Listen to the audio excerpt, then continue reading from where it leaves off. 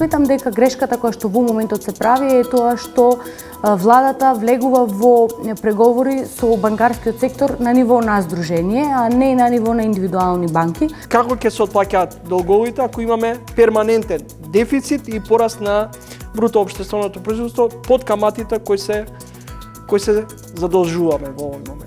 Ние генерално генерираме буџетски дефицити кои што од една страна се над потенцијалот за раст и тоа навистина не втурнува во една замка на задолженост.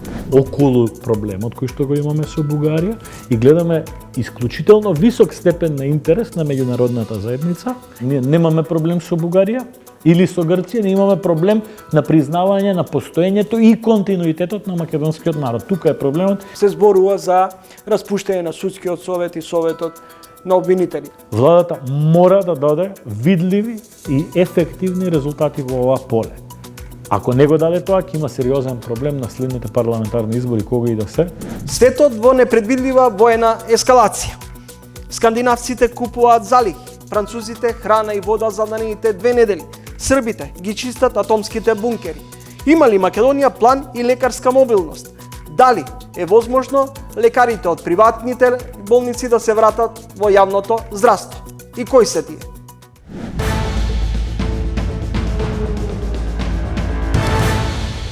Следите ново издание на ТВ магазинот Теренин. Кај емисијата започнуваме со гостување на министерот за здравство и еден од лидерите од коалицијата Вреди, Арбен Таравари. Светот е на граница помеѓу примирје и застрашувачка војна. По блиските и подалечните соседи на Украина како да се подготвуваат за ненадејна нова ескалација и проширување на војните действија надвор од сегашните боишта.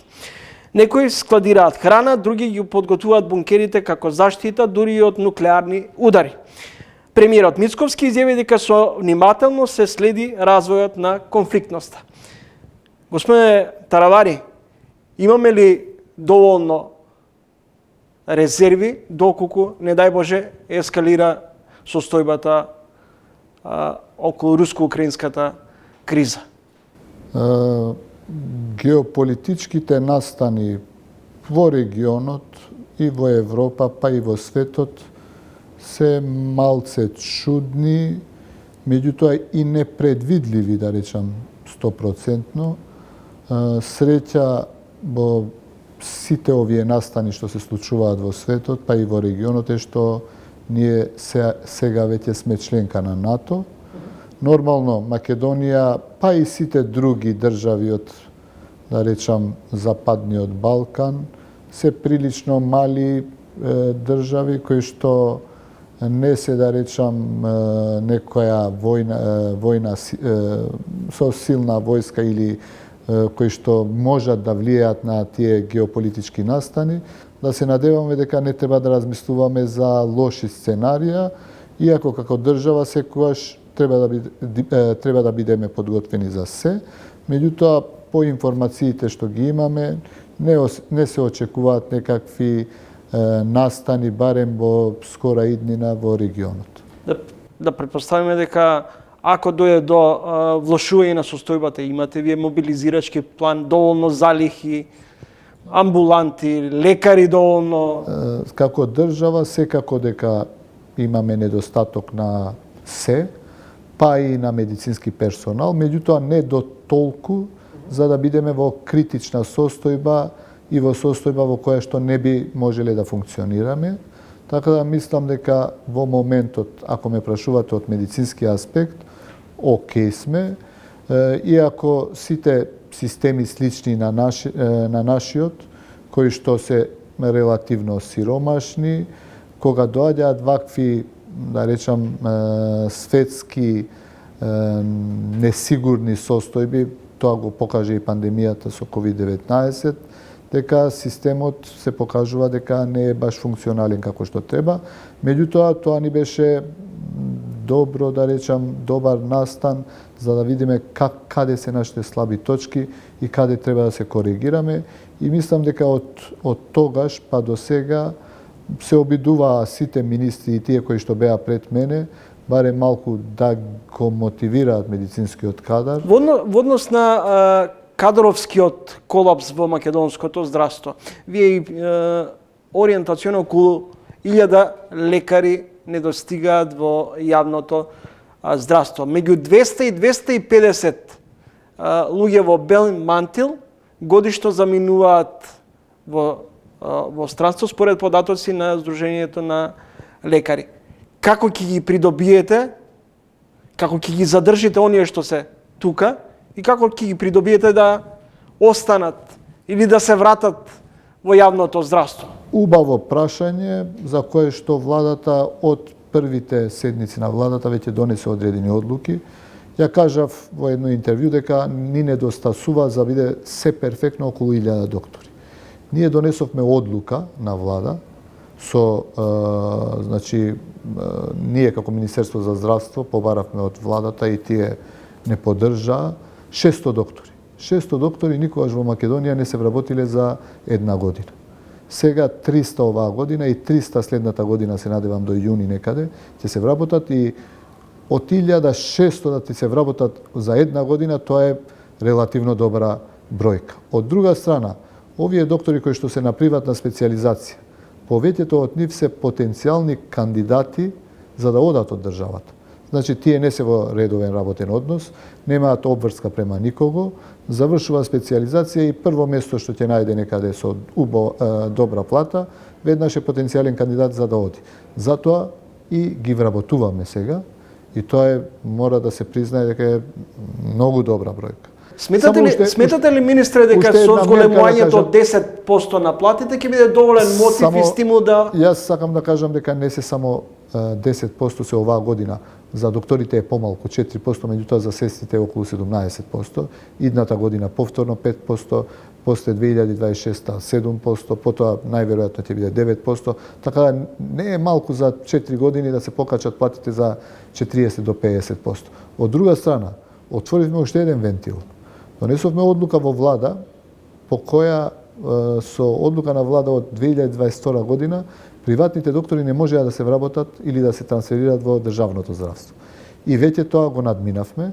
Сега веќе сите заинтересирани доктори кои што работат во приватно здравство, а кои што сметаат и гледаат некаква перспектива во јавното здравство, полека почнуваат да покажуваат интерес и имаат отворени врати. До сега барем само кај мене се пријавени околу 10 доктори кои што сакаат од различни приватни клиники да се вратат во јавното здравство, бидејќи гледаат некаква надеж и се надевам до крајот на годината повторно да направиме уште едно нешто кое што е многу важно за мене како министер за здравство, да направиме можност за сите доктори кои што работат надвор од државата, ако се заинтересирани да се вратат, да можат веднаш да се вработат. Не да дојдат да бараат работа, да не се сигурни дали ќе најдат работа, да бидат принудени да отвораат приватна клиника или приватна ординација, туку државата да им дава можност, ако сте заинтересирани,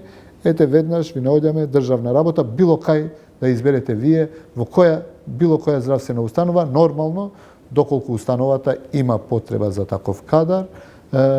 Ако нема во таа установа, веднаш би наште во некоја друга установа. Господине Таравари, за непол месец 3 смртни случаи. Чувствувате морална одговорност?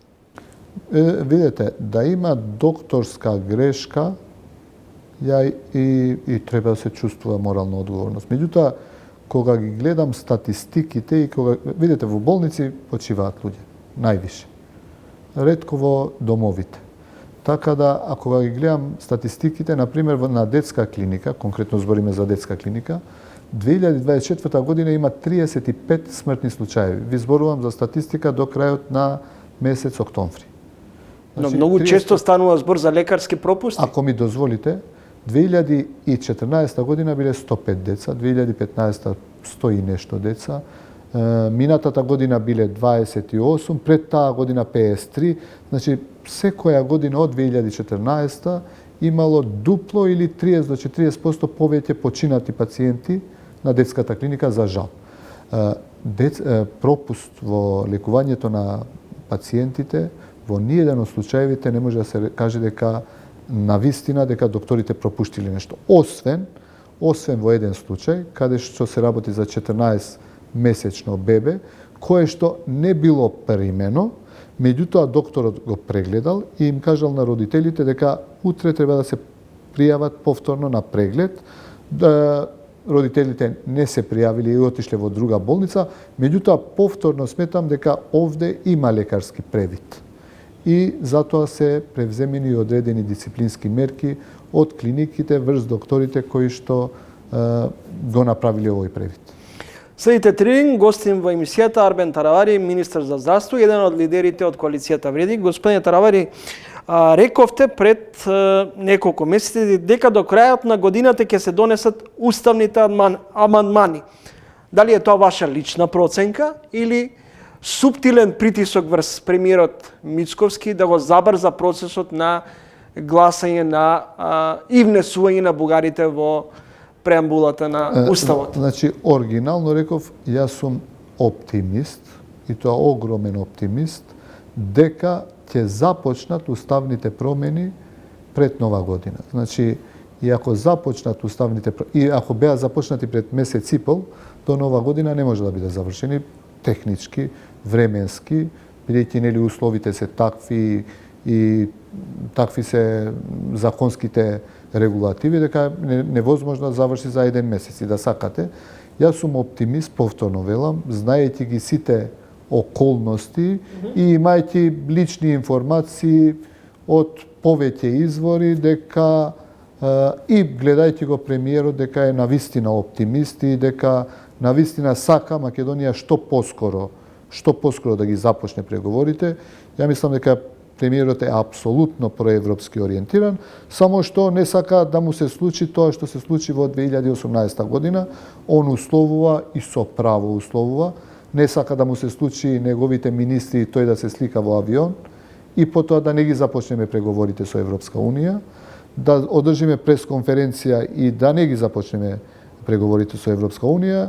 Он бара некаква гаранција од Софија, Брисел или Вашингтон дека ова е последно условување и после тоа нема да има веќе повторно после една година ние ќе ги направиме уставните промени и после една година повторно некој ќе каже дека ете нешто не велам за условите за вклучување. Овие се надвор од условите. Промената на името на државата, промената на знамето, промената на одредени уставни промени. Преостануваат уште помалку од 2 месеци до крајот на годината. Дали постапката за уставни промени до крајот на оваа година ќе почне? Нема 2 месеци, туку има уште 6 недели. Јас продолжувам да бидам оптимист, голем оптимист. Октомври 2022. Изјава на ваша изјава. Ако не поминат уставните измени во овој парламентарен состав, говориме за претходниот, тогаш мислам дека уште долг временски период ќе тапкаме во место и ќе бидеме држава во која нема да има ниту македонци, ниту албанци, ниту други етнички заедници, бидејќи полека народот ќе се иселува. За жал, добро ќе беше Македонија да ги започнеше преговорите одамна, бидејќи стабилизација и асоциација со Европска Унија ние подпишавме 9 април 2001 година, пред Хрватска и пред многу други држави. После ни се случи Букурешт 2008 година, Албанија и Хрватска станаа дел од НАТО, ние за доципени треба уште 10 години. Ова е, мислам дека моментот да Македонија ги продолжи преговорите заедно со Албанија и да се вклучи во тој пакет. Започнувањето на преговори е надеж за луѓето. Е некаква надеж дека веќе полека го започнуваме крајниот пат до дестинацијата која ја посакуваме сите и која ја посакуваат сите наши граѓани. Од сите луѓе кои што одат од Македонија не одат никаде друго освен во Германија, Швајцарија, Скандинавија, Италија, Америка. Значи тоа е патот кој што ни го покажуваат граѓаните кои што си отидоа и се согласувам со тоа што сум го кажал. Ако тапкаме на место и ако не успееме да ги започнеме преговорите, јас сум скептик и мислам дека ќе ни се испразни тотално државата, ќе останеме само како старечки дом. Уставот е генератор на проблемот околу албанскиот јазик. Како ќе се однесувате како представници на албанската етничка заедница во однос на престојните одлуки на Уставниот суд околу оние одредби и сугестии од Венецијанската комисија, забелешките околу законот за употреба на јазиците? По уставот на Социјалистичка република Македонија од 1974 година јазици, официјални јазици во Македонија биле македонскиот, албанскиот и турскиот. И сега со уставот од 1991 година, закрпен во 2001 година, уставни јазици, односно официјални јазици во државата се македонскиот јазик и јазикот кој што го зборуваат над 20% од населението, што за мене и за повеќето луѓе кои што живееме тука и сме од друга етничка припадност, мислам дека е неубава. Што значи дека ќе инсистирате кога ќе биде отворено прашањето околу уставните промени и внесувањето на бугарите во преамбулата, ќе инсистирате да се избрише и формулацијата 20%? Не, јас сите треба да инсистираме, бидејќи ние живеевме во една држава пред 90-тите години. И никогаш не било тема на разговор некаде во политиките на тоа време, зошто турскиот јазик, еве не албанскиот, или албанскиот јазик е официјален јазик во државата. Значи на никој не пречеше и државата функционираше безпрекорно. Републиката тогаш функционираше безпрекорно. Ја како дете знам, живее во Гостивар и кога поминував пред општина Гостивар, беа и турското, и албанското, и знамето на Социјалистичка република Македонија и државното знаме на Југославија, и никој не пречеше тоа. Ја повторно сега, например, во општина Гостивар 12% се турци, кај нас турското знаме се вее пред општината и турскиот јазик е официјален, колку што знам и во Куманово 5 јазици се официјални. Ја мислам дека предрасудите меѓу нас, подгревани од одредени радикални групи кои што се минорни, небитни, а кои што загреваат и подгреваат и прават таква состојба што овде си патриот ако си против некого, и од едната и од другата страна, не велам само од едната страна, така да треба рационални да бидеме и не јас да инсистирам. Сите треба да инсистираме, тие 20%, барем според демографијата овие 30 години, гледаме дека албанците се повеќе од тоа што биле пред 2 години и македонците се тука по проценти и сигурно следните 50 до 100 години во оваа држава најголеми народи кои што се 90% кои што живеат во Македонија се албанци и македонци и за една стабилност коезивно во државата треба да има многу добра коезија меѓу овие два народи кои што се велам околу 90% во држава.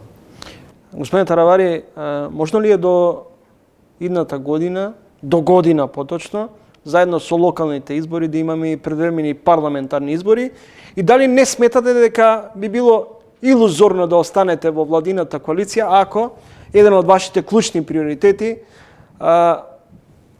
деблокада на македонскиот пат кон ЕУ, односно интеграција кон Европската унија, остане замрзната и нема изгласување на уставните промени како една од клучните барања? Да бидам искрен, да знам дека албанската опозиција ако влезе во владата, ќе се деблокира европската интеграција на Македонија за почетокот на преговорите, јас уште утре би им кажал бујно. Дојдете во владата, деблокирате. Јас знам дека таа албанска опозиција беше од 2008 до 2015 година периодот кога беше Македонија блокирана ниту дел од НАТО, ниту пред вратите на Европска унија, така да идната година се е можно, ја не велам дека е невозможно, иако е нелогично и не очекувам да има избори, бидејќи владиното мнозинство е стабилно, скоро 2/3 има, да не речам и веќе има 2/3 од пратениците, меѓутоа доколку има широк консензус. Оти секогаш кога сме одели на предвремени избори имало еден поширок консензус. Од тие македонска опозицијска партија, албанска опозицијска и партнерите во коалицијата во владата, доколку се согласиме, нема никаков проблем. Ја гледам дека ДУИ по секоја цена инсистира да се оди на избори, меѓутоа не дека ќе се деблокира. Ако имаат тие клуч за деблокирање на евроинтеграциите, нека ни кажат веднаш утре, нека влезат во влада и нека го отклучат тоа и нека започнат преговори. Еве, Од сега јавно го кажувам ова. Меѓутоа знам дека е само демагогија. Доколку сакат да се измерат со влен кај сме, идната година има локални избори. Секако во сите избори ќе се измерат и по број на советници, и по број на градоначалници. Оние инсистираа на почеток на легитимитет. Убаво е за партијата еден период да се остане во опозиција и нема да биде смак на светот ако Дуи остане 4 или 8 години во опозиција. Благодарам за гостувањето во Трилинг. Благодарам за можност. Следете интервју со министерот за здравство, еден од лидерите на коалицијата Вреди. Кратка пауза за реклами, а по рекламите гостинка во емисијата ќе биде професор Благица Петревски. Ќе се осврнеме на економските параметри и диалогот меѓу владата и банките околу каматната стапка, а е поврзана со унгарскиот заем. Следете не.